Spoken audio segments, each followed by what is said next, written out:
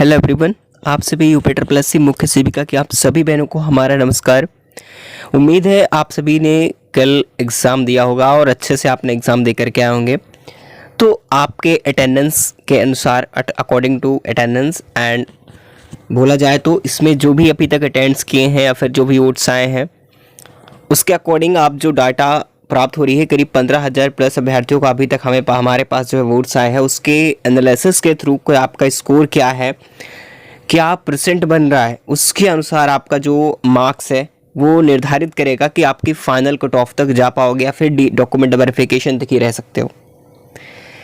और साथ ही साथ हम शिफ्ट का एनालाइज करेंगे कि आफ्टर नॉर्मलाइजेशन आपके मार्क्स बढ़ेंगे या फिर किन शिफ्ट के फ़ायदा हो सकते हैं, वो सारे बातें करेंगे। बस आप सभी फटाफट से एक बार वीडियो को शेयर भी कर दीजिएगा और लाइक भी कर दीजिए सभी लोग वीडियो को। और जाते जाते बस एक बात कहूँगा, आगे बढ़ने से पहले सभी लोगों को अब चैनल से सब्सक्राइब कर लेना है ताकि नोटिफिकेशन मेल ऑन रहेगी, तो आप तक आने वाली जितनी भी अपडेट्स है एग्जाम से रिलेटेड, जो भी आपको ज्वाइनिंग तक प्रॉब्लम्स होती हैं, वो सारी चीज़ें मैं आपको एक एक पॉइंट्स को क्लियर करा दूंगा। ठीक है, बिल्कुल।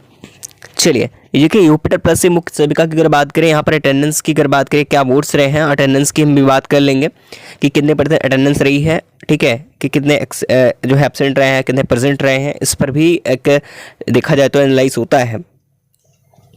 देखिए, अगर हम यहाँ पर एक एवरेज की बात करें, देखिए क्योंकि देखिए जो ऑफिशियल आंसर की होती है, ठीक है, ऑफिशियल आंसर की के बाद सारी चीज़ें चेंज हो जाती हैं। हो सकता है कि अभी जो आप बता रहे हो, जो मान लीजिए कोई स्टूडेंट अगर 60 बता रहा है, हो सकता है वही 60 वाला स्टूडेंट बाद में क्या हो जाए, ये जाकर के 50 में चला जाए ऑफिशियल आंसर के आने के बाद, क्योंकि वो अपने अकॉर्डिंग जो है आयोग जो होता है, जो पेपर तैयार करता है एग्जामिनर, वो उसके अनुसार जो होता है, वो हो सकता है कि आपकी जो कट ऑफ है, जो आपके मार्क्स है, वो घट भी सकते हैं और बढ़ भी सकते हैं।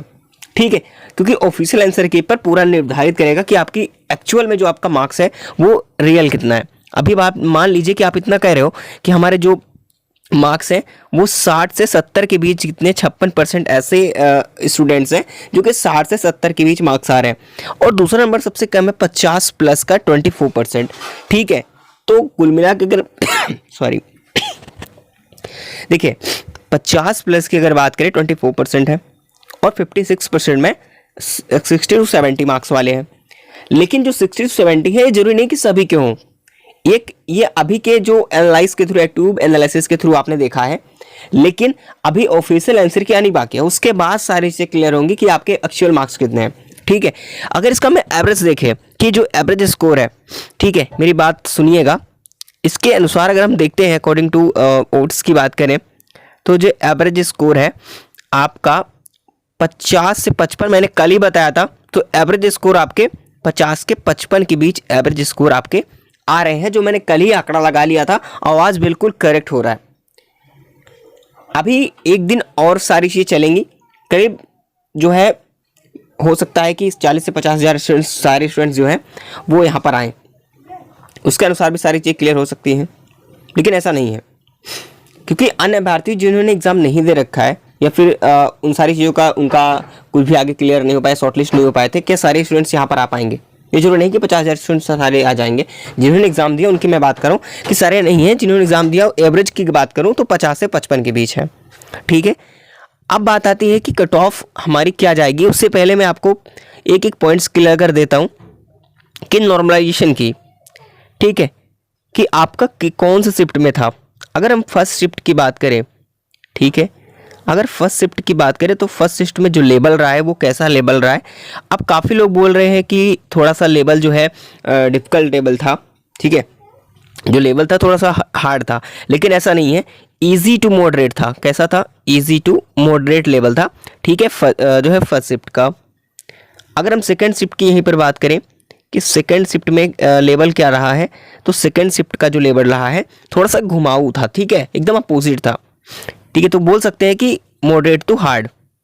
ठीक है, मॉडरेट टू हार्ड बोल सकते हैं सेकंड शिफ्ट को। ठीक है, ये कुछ रहा है। तो कुल मिला के अगर ऑफकोर्स ये चीज़ें क्लियर है कि अगर इतना रहा है, ठीक है, मेरी बातों को समझना कि फर्स्ट शिफ्ट में अगर बात करें स्टूडेंट्स के अटैम्प्ट्स की बात करें, तो अगर 60 प्लस अटैम्प्ट हो रहे हैं, ठीक है। फॉर एग्जांपल की तरह बात करो, अगर फर्स्ट शिफ्ट में 60 प्लस कर रहे हैं तो वही सेकेंड शिफ्ट की बात करें तो यहाँ पर जो अटैम्प्ट रहा है वो 45 से लेकर के 50 के बीच, एवरेज की मैं बात कर रहा हूँ, ठीक है। तो ये हार्ड वर्क की वजह से है। अब यहीं पर होता है नॉर्मलाइजेशन, क्योंकि एक से अधिक शिफ्ट पर जब जो है एग्जाम कंडक्ट कराया जाता है, कभी भी हो, तो वहाँ पर नॉर्मलाइजेशन बनता है, ठीक है। तो क्या होगा कि 60 और यहाँ पर कितना डिफरेंस है सॉरी, थोड़ा गले में खराश भी है, कोऑपरेट करेंगे। देखिए 62 इतना हो डिफरेंस हुआ, अब इतने में डिफरेंस कितना ज़्यादा है ये चीज़ें समझिए।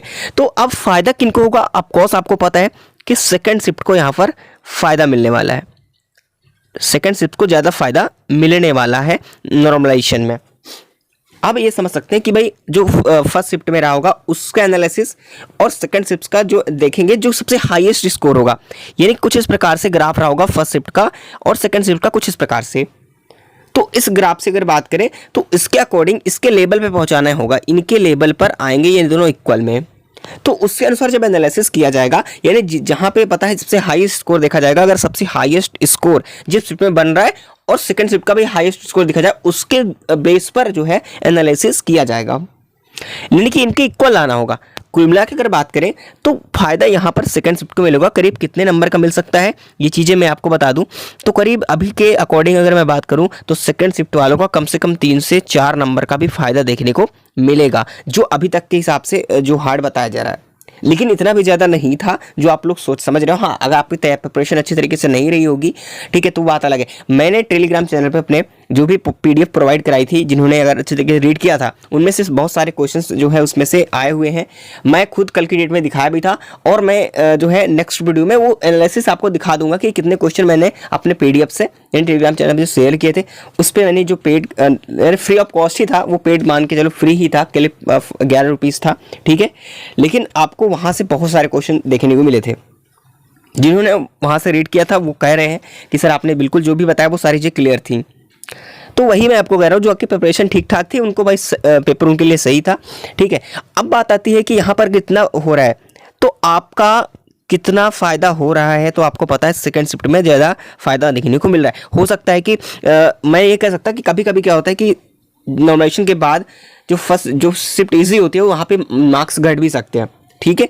ये चीज़ें मान के चलो थोड़ा बहुत बस 1 या 0.5 का मार्क्स डिफरेंस हो सकता है। लेकिन अगर हम बात करें यहीं पर कि कट ऑफ के बारे में कि आपका फाइनल कट ऑफ क्या रहेगी, तो सबसे पहले मैं आपको फाइनल कट ऑफ बता देता हूँ, ठीक है। चलिए, अगर हम फाइनल कट ऑफ की बात करें तो आपकी फाइनल जो सिलेक्शन होती है, यानी कि आफ्टर DV की बात करें, उसके बाद जो आपका सिलेक्शन होगा कि कितने मार्क्स पर होगा, ये भी चीज़ें आपको जानना बहुत ज़रूरी है, कितने मार्क्स पर सिलेक्शन होने वाला है।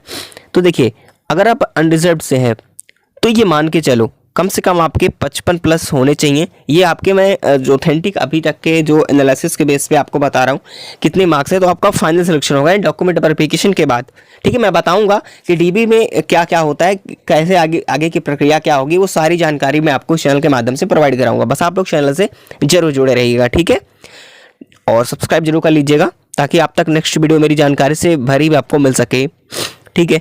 और 55 प्लस ये हो गया।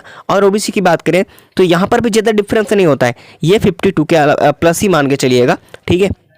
और जो EWS कैंडिडेट होता है इनका 50, और जो SC कैंडिडेट्स हैं, SC कैंडिडेट्स की बात करें तो SC कैंडिडेट्स के लिए कितना मार्क्स होना है, तो करीब 45, और ST के लिए ये मान के चलिए कि 40 मार्क्स।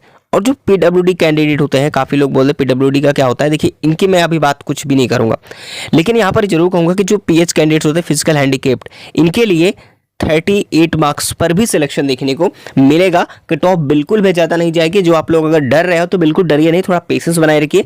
जैसे ही ऑफिशियल आंसर की आती है सारी चीज़ें क्लियर हो जाएंगी, सारा दूध का दूध पानी का पानी हो जाएगा। जो लोग अगर बता रहे कि हमने 70 अटैम्प्ट किए हैं, वो ऑफिशियल आंसर के आने के बाद सारी औकात सामने आ ही जाती है। मैंने बहुत सारे एग्जाम्स में देखे हैं और एनालिसिस बहुत किया है, मेरा एक्सपीरियंस अपना जो भी है मैंने देखा है, ऐसा होता है, ठीक है।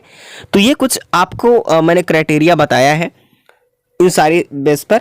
बाकी आपका जो भी डाउट है तो कमेंट करेंगे, आपका मार्क्स कितना है कमेंट करेंगे, आपका जो भी डाउट है वो क्लियर कर सकते हैं। मैं अगर कमेंट सामने आता है तो आपको जरूर मैं रिप्लाई दूंगा, ठीक है। बाकी जो भी डाउट है कमेंट करके जरूर बताएंगे। चलिए जाते जाते मिलेंगे नेक्स्ट इन्फॉर्मेशन में। बस उससे पहले आप सभी लोग सब्सक्राइब करके बेल आइकन को प्रेस कर लीजिएगा, लाइक करके कमेंट भी आप लोग जरूर करेंगे।